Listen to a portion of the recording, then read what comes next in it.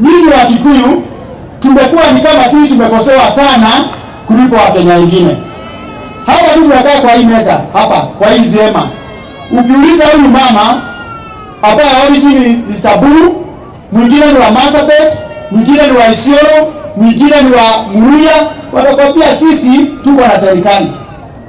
Swali ni moja. Kwani hawa hawalipi SHA, hawalipi pesa ya housing, hawalipi kodi? Yaani sisi wa Kikuyu ndiye tu tumeumwa na kodi, tumeumwa na Rais William Samoei Ruto, kabila nyingine wote Kenya wako na yeye. Mimi nataka kuuliza swali moja tu. Hawa wanaume wanatembea na gari ya Chagua. Hawa wote ni nani mmesikia amejipeleka North Eastern? Ni wapi mmesikia anafanya mkutano Coast? Ni wapi wanafanya mkutano huko Kisumu?